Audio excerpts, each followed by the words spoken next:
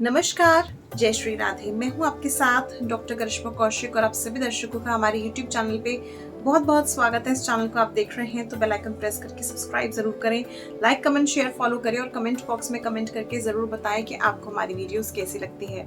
और गणेश चतुर्थी का पर्व आ रहा है, साथ साथ इसको 10 दिन का गणेश महोत्सव का पर्व भी कहते हैं। मगर यहाँ पर अगर हम गणेश चतुर्थी की शुरुआती की समय की बात करें, यानी कि चतुर्थी तिथि, जिस दिन से गणेश चतुर्थी जो है शुरू होती है, तो उस दिन उस तिथि को कलंक चतुर्थी भी कहते हैं और साथ साथ अनंत चतुर्दशी तक भगवान श्री गणेश जी की पूजा आराधना होती है। ये 10 दिन का समय होता है चतुर्थी से लेकर के चतुर्दशी तक। मगर क्योंकि ये पहला दिन जो होता है चतुर्थी का, यानी कि गणेश चतुर्थी का, इसको चंद्र कलंक चतुर्थी के नाम से भी जाना जाता है। इसको कलिंगिका चतुर्थी के नाम से भी जाना जाता है। और कहीं ना कहीं ये तिथि जो होती है एक तरह से शापित तिथि भी मानी जाती है, क्योंकि ऐसा कहा जाता है कि जो भी व्यक्ति इस दिन चंद्र दर्शन कर लेता है उसके ऊपर कहीं ना कहीं जीवन में कलंक जरूर लग जाता है। इसके पीछे क्या लॉजिक है, क्यों ऐसा होता है, या मे बी आपके साथ कभी ऐसा हुआ होगा कि आपकी कोई गलती नहीं है और फिर भी लोग जो है आपको ही पाप का भागीदारी समझते हैं, या वो एक हम कहावत कहते हैं ना, किया कराया कुछ भी नहीं, खाया पिया कुछ भी नहीं और ग्लास तोड़ा 12 आना। तो एक वो वाली बात, अगर आप भी इस परिस्थिति से जूझ रहे हैं तो ये आप इजीली जान लें कि कभी ना कभी आपने जो है गणेश चतुर्थी पे, जिसको हम चंद्र कलंक चतुर्थी कहते हैं, इस दिन चंद्र दर्शन जरूर करे हैं। और ये बात आप समझें कि इस दिन अगर आप चंद्रमा को नहीं भी देखेंगे ना, तो चंद्रमा इतना खूबसूरत लगता है कि आपकी बार बार नजरें वहां पे जाएंगी। जिस दिन कोई चीज करने के लिए मना होती है ना, उस दिन हमारा जो मन होता है वो ज्यादा विचलित होता है वही काम करने के लिए। तो सेम वही चीज है कि इस दिन अगर चंद्र दर्शन करना मना होता है तो इस दिन आप बार बार चंद्र दर्शन करेंगे। अब इसके पीछे पुरानी कथा क्या है?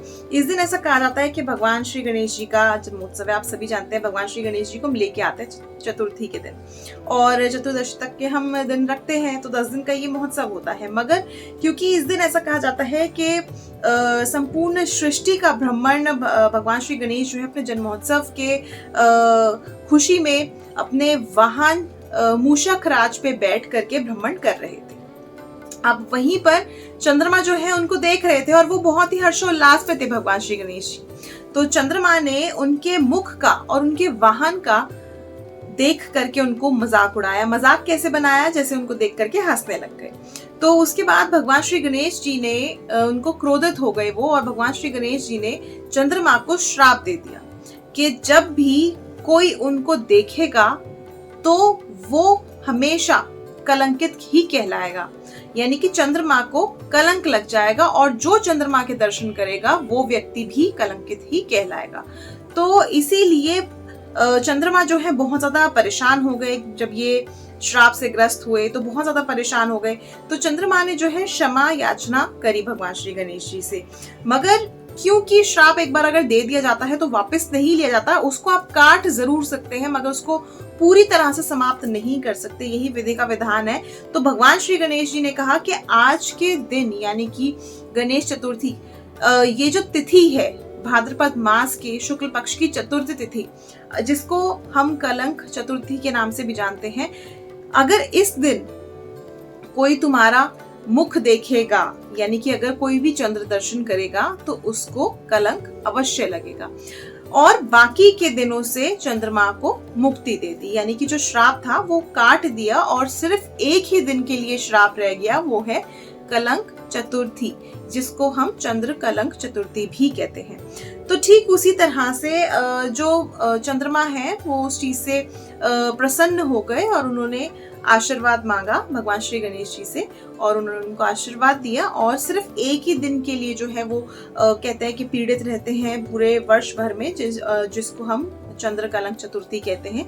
तो इसीलिए इस दिन कहते हैं कि कभी भी चंद्रमा के जो दर्शन है वो नहीं करने चाहिए, नहीं तो व्यक्ति के ऊपर किसी ना किसी तरह से बेवजह बेबुनियाद जो है कलंक जरूर लगता है। ऐसा नहीं है कि सिर्फ पुलिस कोर्ट कचहरी इन्हीं मामलों में कलंक लगे, नहीं, मगर कभी कभी ऐसा होता है कि हम घर में भी कोई कार्य कर रहे होते हैं मगर कोई हमें अप्रिसिएशन नहीं मिलती, और हम कितना भी अच्छा कार्य कर ले मगर कोई ना कोई घर में एक ऐसा व्यक्ति जरूर होता है जो कि उसको कभी भी अप्रिशिएट नहीं करता और उल्टा ही ब्लेम करने बैठ जाता है, तो वो भी एक तरह से कलंक होता है। इसकी वजह से ऐसा हो गया, उसकी वजह से ऐसा हो गया, तो ये चीजें जो है ये कलंक के तौर पे ही कहलाई जाती हैं। तो इसीलिए इस दिन चंद्र दर्शन करना वर्जित माना जाता है। तो ये छोटी सी चीज है जिसको आप समझ सकते हैं। और इस दिन जो है गणेश जी की स्थापना की जाएगी अगले 10 दिनों तक के लिए, तो अनंत चतुर्दशी तक के लिए। तो भगवान श्री गणेश जी का जन्मोत्सव खुशी से मनाएं, धूमधाम से मनाएं, मगर इस दिन चंद्र दर्शन करने से बच जाएं। तो फिलहाल के लिए मुझे दीजिए इजाजत। नमस्कार, जय श्री राधे।